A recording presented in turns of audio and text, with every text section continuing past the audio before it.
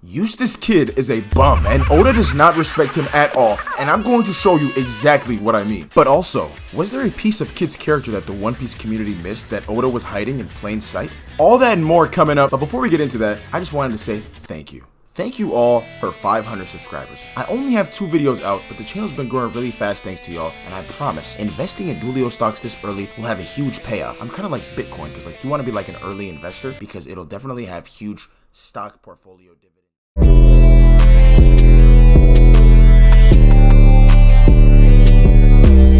Yo, what's good, y'all? It's the stupendous Dr. Dulio. I remember when I watched the best One Piece arc sub-OD. If you disagree, you can kick rocks. And they're introducing and hyping up all the worst generation, and I'm getting all excited. But little did I know back then, a lot of these dudes are 10-day contract players. But the ones that seem to be important and look like they will be rivals to Luffy were Law and this man here, Kid. Bro pulled up with the Magneto, Devil Fruit, and a higher bounty than Luffy. I thought he was gonna be a dog. They were saying all over the internet, Oda says he has plans for Kid. Bro, what the f were those plans? Cause he's been putting up straight stinkers every arc. What has he even done since the Instagram post on this wall in sub-OD? Let's take a look, shall we? So sometime during the time skip when Luffy goes into hiding for 2 years, he ran up on Shanks and got his arm chopped off. But he didn't even get his arm cut by Shanks himself. It was a member of his crew. We later find out was Ben Beckman who gave him a fresh cut. But doesn't something sound off about Ben Beckman being the one to do that? Take a look at this clip of Ben Beckman sliding on Kizaru to see what I mean. Did you see that? I'll show you one more time. Did you see it this time? Well, in case you missed it, I'll tell you. As far as we know, all Ben Beckman's got is this damn flintlock gun. How did he manage to get his arm cut by a nigga packing a damn blunderbuss? You mean to tell me that Ben Beckman upped that John Wilkes Booth on Kid and still cut his arm off? And if you want to say he didn't cut his arm and instead Ben Beckman blew his hand off with that hand cannon he got, isn't that even worse? You mean to tell me he got shot by a bullet when his whole thing is that he can repel bullets? This nigga is trash! So Kid takes his L, barely escapes with his life, and is absolutely determined to spin the block. And to do that, he realizes he's gonna need allies. Remember those 10-day contract players I was talking about earlier? Yeah, them. So while Luffy and Law are making their alliance, Kid signs a bunch of scrubs, and together they make the first ever 0-82 team. Look at this nightmare blunt rotation right here. Scratchman, Apu, and Basil Hawkins? Oda was off a beam designing these guys, because there is way too much going on right now. Literally, just look at Apu, bro. But the way this weak-ass alliance gets presented to the audience is we get a brief appearance from Kid and his alliance every once in a while post time skip, and they yap about how they're gonna do Shanks bad. But every time we see this little posse, they're on Kid's island having a tea party. I guarantee you will never become a Yonko if all you do is sit around a table eating Pizza Hut with this lanky-limbed freak. So one day, Kid and his gang are being unproductive per usual when tragedy strikes. Now, as a professional hater, I understand. Game is game. But damn, Oda, that's how you coming? They said Oda had plans for Kid, and he definitely did. We just didn't understand it then. Oda was planning on Kid's downfall. So I can't play the clip all the way through for copyright reasons, so I'll give you guys a quick breakdown. So the clip starts off with the narrator speaking, and as soon as I heard bro speaking that monotone voice, I knew some shit was about to go down. He starts listing off Kaido's accomplishments. They making him sound like Michael Jordan ate LeBron James. Pause. What do you have to do to get sentenced to death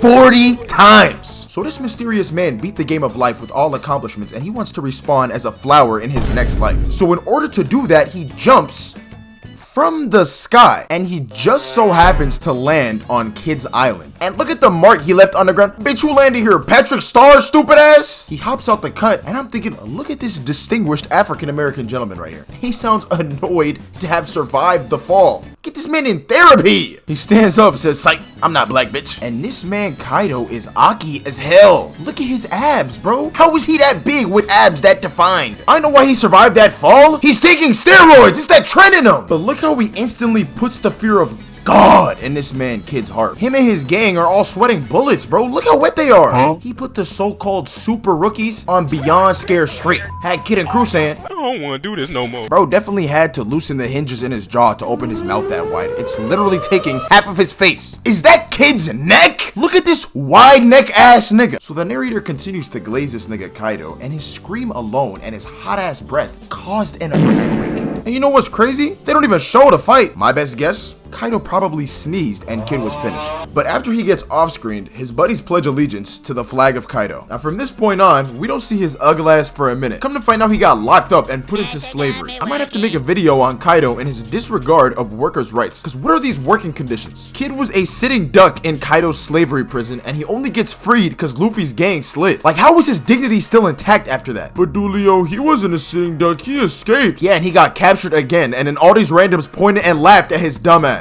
Again, no respect. Oda would never embarrass no serious character like this. When Luffy got locked up, they couldn't laugh. He just had that aura. When Law got locked up, he had that aura. Kid has no aura. Queen was dipping Kid and his boy Killer in the water like Oreos in milk before Chopper and Co. bailed him out like McFlurry in the finals. We're not that helpless. The you're not, nigga, you almost drowned. So Luffy asks Kid if he wants to join him fight Kaido. He gonna say no to Luffy when he was literally offering him the deal of a lifetime. And look at his ungrateful ass. Be grateful I don't kill you right now. The ego is crazy, man. This is some lame shit to say to the nigga that just freed you. The crazy thing is, he said all that only to double back and still join Luffy's alliance. This guy is just lame. Again, Oda does not respect Kid, bro. Why does he got this man going back on his word? He was just saying he would never join a pirate alliance and now he's twerking for Luffy? This guy is literally here to get boosted. Nobody invited him. Have some shame, bub. But let's talk about the actual raid. His roof piece performance was definitely forgettable. Gun to the back of your head, name 5 Kid attacks right now. Oh, and here it comes. But Dulio, what about his W against Big Mom? Big Mom? You mean this gag character Big Mom? I am not impressed. See, Law fought Charlotte Linlin, the cruel and terrifying Emperor of the Sea. All Kid fought was this random bum-ass lady that danced with teacups for 100 episodes in Whole Cake Island. Toei Animation, I'm gonna need you to lock in. But even in that fight, he was carried. Law did all the work. She was already laying down in the hole when Kid pushed her. And even then, he wasn't thorough because Yamato still had to play game-saving defense too. His W was Mickey Mouse Clubhouse. The next segment contains manga spoilers, so if you're one of the 5 people who are caught up with the One Piece anime and not the manga, skip to the timestamp on screen.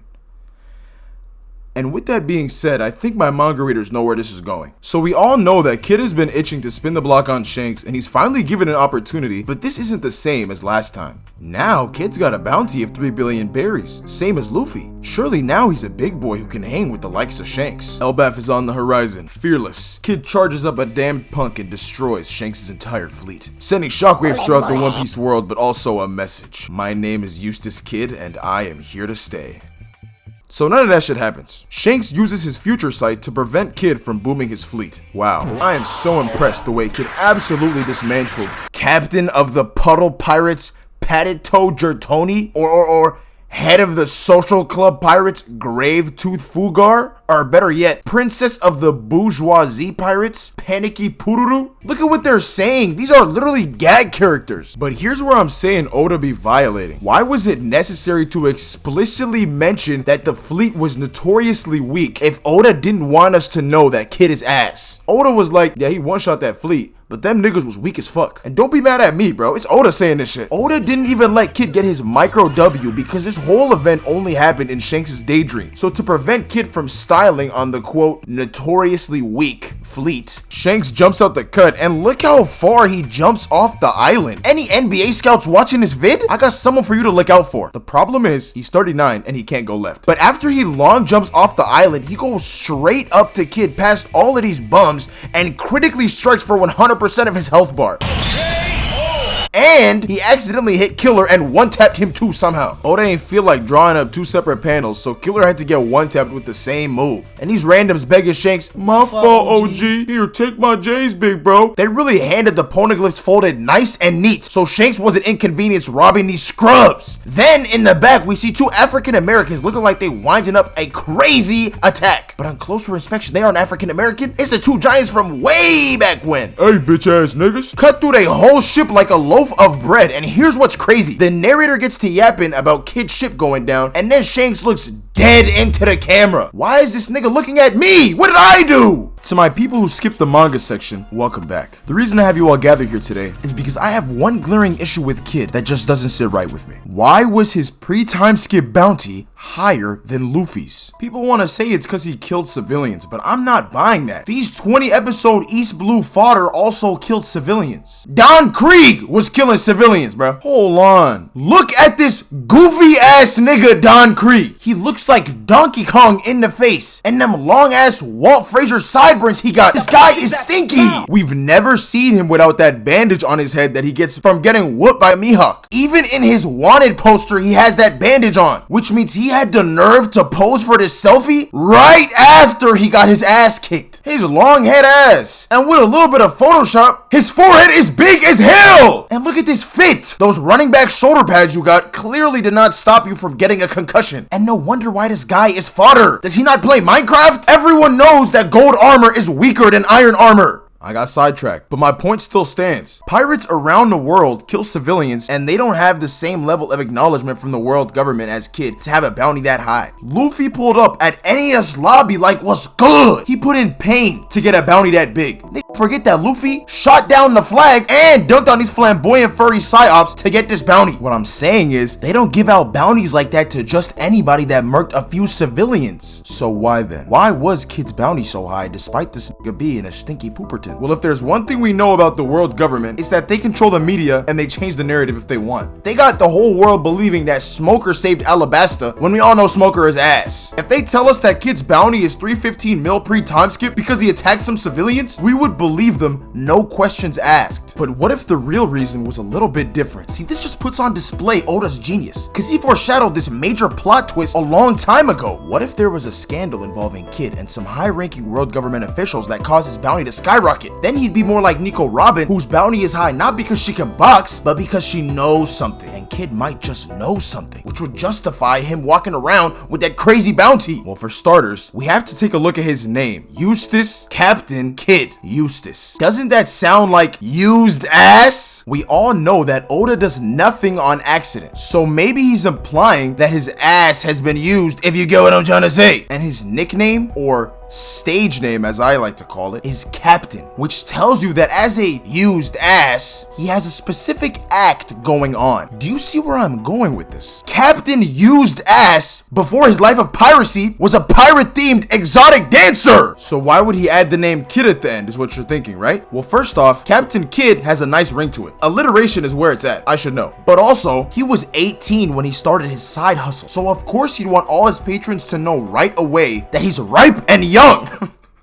The name is a home run if you ask me. So you might be thinking, now that we all unanimously agree that Kid is a pirate-themed exotic dancer, that still doesn't explain why his bounty was so high. Well, in case you don't know, Kid is from the South Blue, and according to his backstory revealed in an SBS, Oda really revealed Kid's entire backstory in an SBS while Law got a whole mini arc. Oda does not give a damn about Kid. But anyways, Kid is from an island in the South Blue that's not allied with the world government. But do you know what other major Navy figurehead is also from the South Blue, but for some mysterious reason was forced to leave the Navy? 10 points if you said former Admiral Longlegs Aokiji. So basically, Aokiji was, let's call him a super fan of Captain Kid, and no one in the Navy found out because the island Kid is from has no ties to the world government. This goes on until Kid decides to leave the island and become a pirate, and when Aokiji found out, he used his pull in the Navy to increase Kid's bounty way more than necessary. So much so that it was even more than Luffy's, with the hopes that someone catches him and knocks him off. This goes on until the Navy finds out exactly why Aokiji wanted Kid's bounty to be so high. Because if the world found out what Aokiji did with a prominent enemy of the world government, a literal terrorist who also happens to be 30 years younger than Aokiji, it would be a very bad look. This leads to Aokiji and Akainu fighting, so in reality, the real reason Aokiji left the Navy is because Kid is a male stripper. Think about it!